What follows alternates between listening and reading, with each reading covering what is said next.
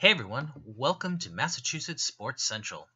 This is our recap of the Patriots' fourth preseason game on August 31st versus the New York Giants.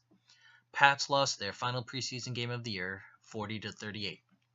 For a meaningless game featuring almost exclusively guys that won't play in the NFL this year, it was a pretty fun and exciting watch actually. I did hold off on doing this video until after the Saturday roster cuts, as I didn't want to spend a long time talking about guys that were not even going to be on the team in a couple of days. And well, that would have been exactly what would have happened.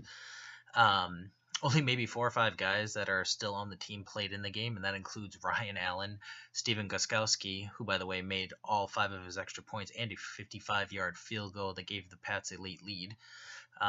And Cyrus Jones, who tore up his knee and was placed on season-ending injured reserve. I do also assume that undrafted free agent rookie lineman Cole Croston played, but wasn't really paying attention to that. He was probably the most surprising name that made the initial 53-man roster. The only skill guy that played on either side of the ball that is still on the active roster was Jacob Hollister, who did secure the third tight end job. He had another solid preseason game with 4 catches for 26 yards and a touchdown. While I won't go into it as much as I would have if he was still on the team, definitely a tip of the cap to the clear player of the game, Jacoby Brissette.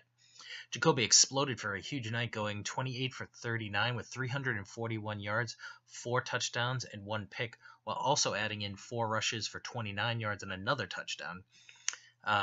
Also, after falling behind 34-14 at the half, he led them to 24 second-half points, including 17 in the fourth quarter.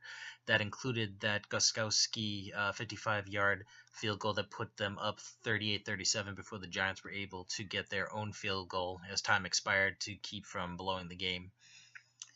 We should all thank Mr. Brissett for what he did to help the team last season and for the entertainment he gave us in this game.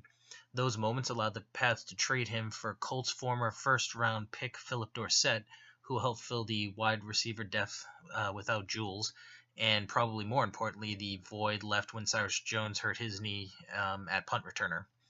Dorsett doesn't have much pro experience returning, but he did a fair amount of it in college with 50 total returns evenly split on kickoffs and punts. Okay, that covers all the important things in the game by anyone that has any relevance to the team still. Pats did make a couple of other trades, with the most notable being the acquisition of defensive end Cassius Marsh from Seattle for a 5th-round pick and a 7th-round pick. That 7th-rounder was actually Seattle's own pick the Pats got the day before when they traded them Justin Coleman in a separate deal. Finally, they also traded for a defensive back / special teamer from Detroit, who I will not butcher his name until I learn how to say it. Next up, the NFL season opener with KC coming to Gillette this coming Thursday. Between now and then, stay tuned for our complete division previews for the whole NFL, along with our playoff and Super Bowl predictions, and as well as our preseason edition of what will be our weekly power rankings. Alright, thanks for watching, and please like, comment, and share the videos, and subscribe to our channel. You can also follow us on other social media. Facebook and Twitter are both @MA Sports Central. Thanks, and we will see you soon.